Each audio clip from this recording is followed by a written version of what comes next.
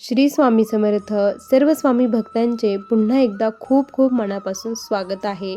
आज तोच भाग्यवान व्यक्ती असेल ज्याच्या भाग्यामध्ये महाराजांच्या लीलांचं वर्णन ऐकण्याचं भाग्य असेल, तोच हा व्यक्ती हा अनुभव ऐकू शकतो. कारण महाराजांनी त्यांच्या चरित्रामध्ये सांगितलेलं आहे, वर्णिता समर्थांचे गुण नाना दोष होती दहन, सांगता वाचता ऐकता वक्ता श्रोता दोघेही. दोघांचे असंख्य पापाचं नाश महाराजांच्या लीलांचं वर्णन ऐकल्यानंतर सुद्धा होत असतं, हे महाराजांनी सांगितलेलं आहे.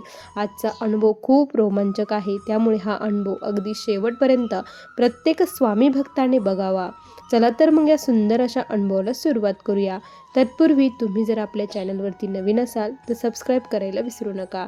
आणि तुम्हाला देखील महाराजांचे असेच अनुभव असतील तर आपल्या व्हॉट्सअप ग्रुपला जॉईन होऊन तुमचा अनुभव तुम्ही मला शेअर करू शकता. त्याची लिंक डिस्क्रिप्शन बॉक्समध्ये दिलेली आहे. ताई म्हणतात, सर्वप्रथम सर्वांना श्री स्वामी समर्थ. माझ्या जीवनाचे सूत्रधार असलेले या ब्रह्मांडाचे चालक मालक पालक भगवान श्री स्वामी समर्थ महाराज यांच्या चरणी कोटी कोटी प्रणाम. स्वामी भक्तांनो, आज मी तुम्हाला माझ्या जीवनातील महाराजांनी मला दिलेले आत्तापर्यंतचे खूप सारे अनुभव सांगणार आहे. सर्वप्रथम सांगायला फार आनंद वाटेल की मी महाराजांच्या सेवेमध्ये कशी आली.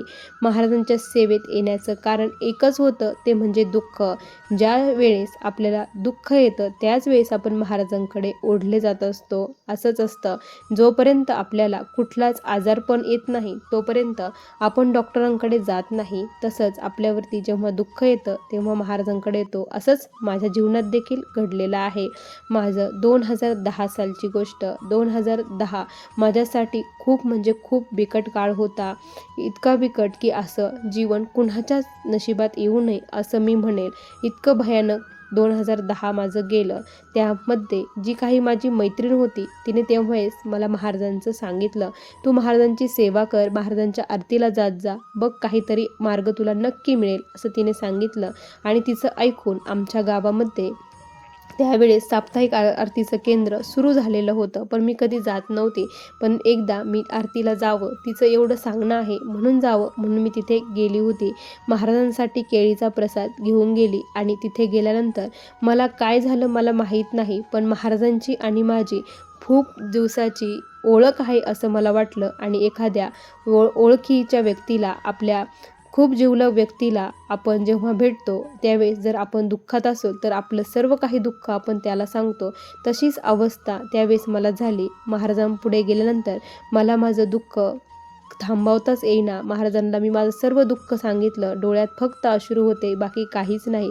मग तिथून पुढं खरी माझी स्वामी सेवा सुरू झाली. जेव्हा जेव्हा मला खूप वाईट वाटायचं, रडायला यायचं, तेव्हा तेव्हा मी मठात जाऊन बसायची. दुपारच्या वेळेस मी मठात जायची, त्यावेळेस कोणीच नसायचं. कारण सकाळी गेलं तर तिथे कोणी ना कोणी असायचं. मग महाराजांचा आणि माझा संवाद काही होत नव्हता. ज्यावेळेस मी दुपारी जायचं त्यावेळेस कोणीच नसायचं. मग मी खूप रडायची, महाराजांशी खूप बोलायची, एकटीच बोलायची.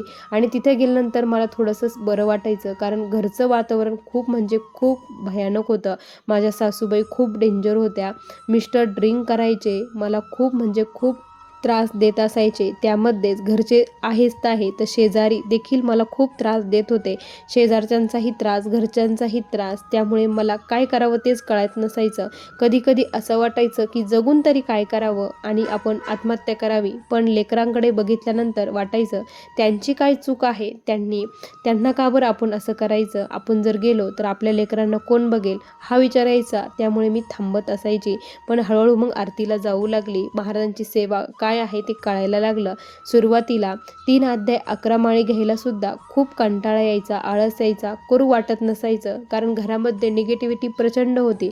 आणि मी जरी देवापुढे बसली, महाराजांचं करायला बसली, तरी घरचे मला बडबड करायचे, खूप बोलायचे की आता देवदेव करायचा का, देवाचं करून कोणाचं भलं झालं, काम केलं तर सुधारतात, देवाचं केलं तर नाही सुधारणार असे म्हणायचे.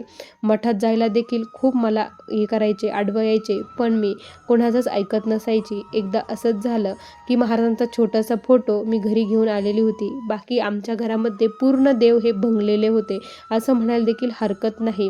कारण प्रत्येक देवाला खूप असे होल पडलेले होते. जे टाक होते ते पूर्णपणे असे खराब झालेले होते. ज्या काही मूर्त्या होत्या त्या तुटलेल्या होत्या, फोटोला तडे गेलेले होते. अशी आमच्या देवघराची अवस्था होती. आणि जेव्हा आमच्या गावामध्ये असं कळालं आरतीला गेल्यानंतर की तुमच्या इथे प्रश्नोत्तर सेवा होणार आहे, त्यावेळेस मी मग प्रश्नोत्तर सेवेसाठी गेले. तिथे गेल्यानंतर ज्यावेळेस आम्ही त्यांना आमच्या घरातील सर्व काही सांगितलं, त्याचबरोबर जे काही आमच्या जमिनीचं गट नंबर आहे तो गट नंबर सांगितला, त्यावेळेस त्यांनी सांगितलं की तुमची वास्तू पूर्णपणे दूषित झालेली आहे, तुमचे देवाचा कोप झालेला आहे, त्यामुळे तुमच्या घरामध्ये असं वातावरण तयार झालेलं आहे. तुम्हाला सर्वप्रथम तुमचा देवघर देवारा व्यवस्थित करावं लागेल, त्यानंतर तुम्हाला पुढची जी काही सेवा आहे ती सेवा देतो. पण मी म्हटलं की लगेचच होणार नाही, कारण घरचे असे असल्यामुळे मी प्रयत्न करेल, पण मला पुढची काय सेवा आहे ती सांगा.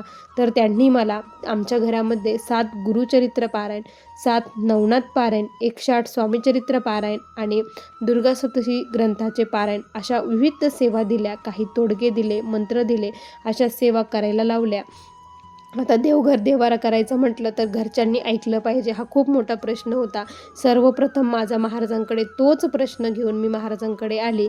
श्रीफळ घेतलं, महाराजांना अर्पण केलं की तुम्हीच आता काय कसं करायचं, काय करायचं ते तुम्हीच करून घ्या. या लोकांना कशी बुद्धी द्यायची, त्यांच्याकडून कसं करून घ्यायचं हे तुम्हीच मला सांगा असं म्हटले. आणि त्याच वेळेस काय झालं की माझ्या मिस्टरांना जे काही पीक विम्याचे पैसे होते ते पैसे आलेले होते, पण त्यांना ते पैसे आलेले माहीतच झाले नाही. तो मेसेज मी बघितला, त्यांनी तर काही बघितलंच नाही. आणि मग मी म्हटलं की आता याच्यातून आपण यांना म्हणून बघूया. म्हणून मी यांना सहज म्हटले की आपल्याला देवघर आणायचं आहे, तर आणता का? ते म्हटले पैसे वगैरे नाही, काहीच नाही, कुठून देवघर, कशाला देवघर आणायचं, असे मला खूप रागवले. मी म्हटलं पैसे आहे, मी तुम्हाला पैसे देते म्हटलं. मग ते म्हटले की ठीक आहे, पैसे असेल तर ठीक आहे असं म्हटले. आणि मला विशेषच वाटलं की हे कसं म्हटले ठीक आहे.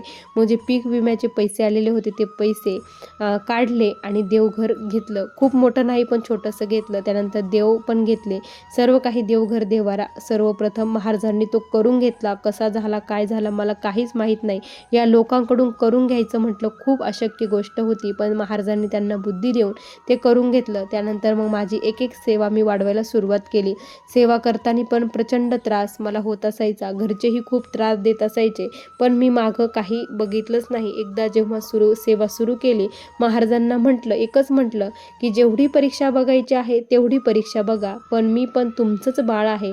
तसे तुम्ही हट्टी आहात तसे मी पण हट्टी आहे. मी पण तुमची सेवा आता सोडणार नाही. माझा प्राण घ्या, पण मी सेवा सोडणार नाही असं महाराजांना बोलली.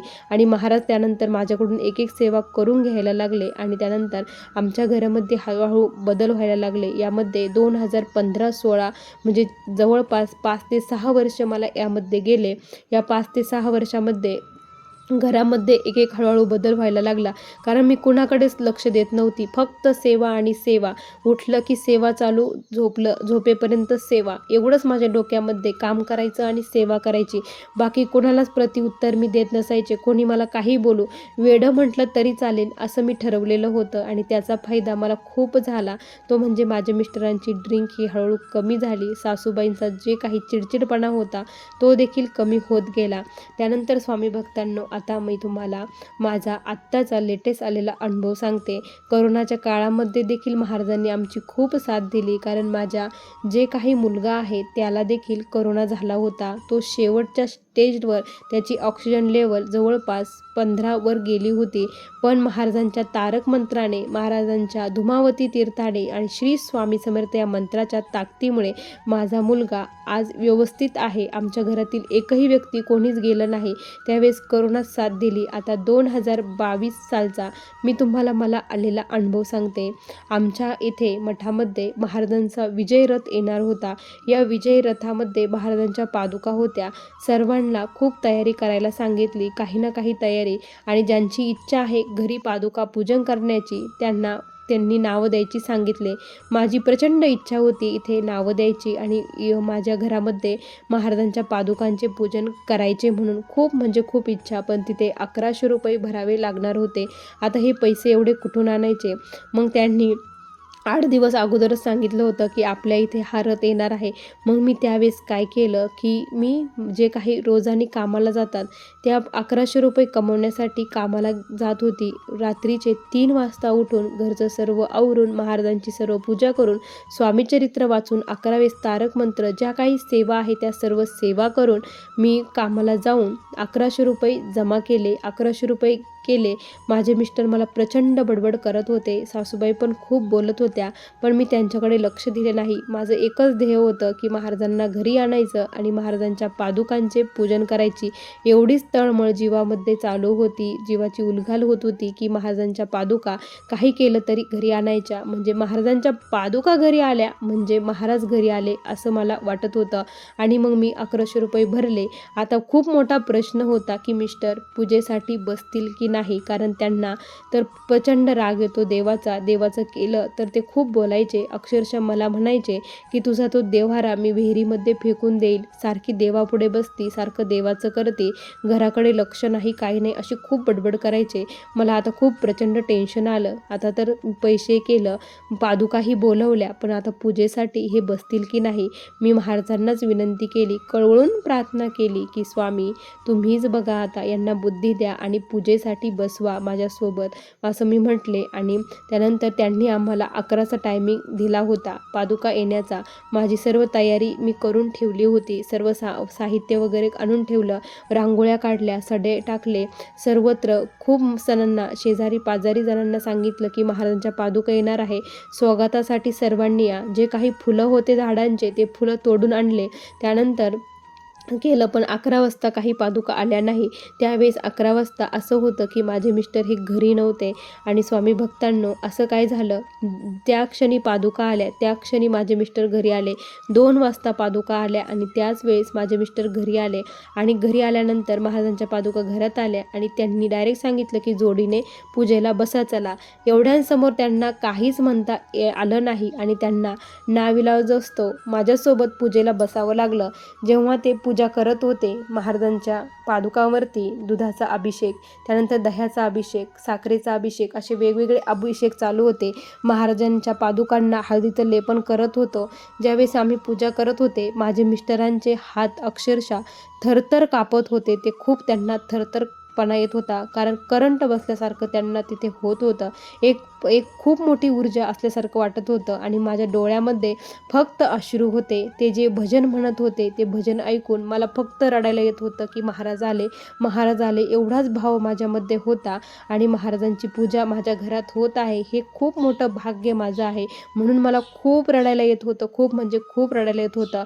त्यानंतर पादुकांचं पूजन झालं. सर्वांच्या डोक्यावरती पादुका ठेवण्यात आल्या आणि ज्या क्षणी माझ्या मिस्टरांच्या डोक्यावरती पादुका ठेवल्या, त्या क्षणी असं काही झालं, की माझ्या मिस्टरांचे जे काही बुद्धीतील वाईट विचार होते ते सर्व काही नष्ट महाराजांनी केले. त्यासाठी महाराज आले असं म्हणायला हरकत नाही. एवढ्या दिवसाची माझी जी सेवा होती ती फलित झाली. आणि माझे मिस्टर हे खूपपणे त्यानंतर खूप चेंजेस त्यांच्यामध्ये झाले. अगोदर जे चिडचिडपणा करत होते तो चिडचिडपणा कमी झाला.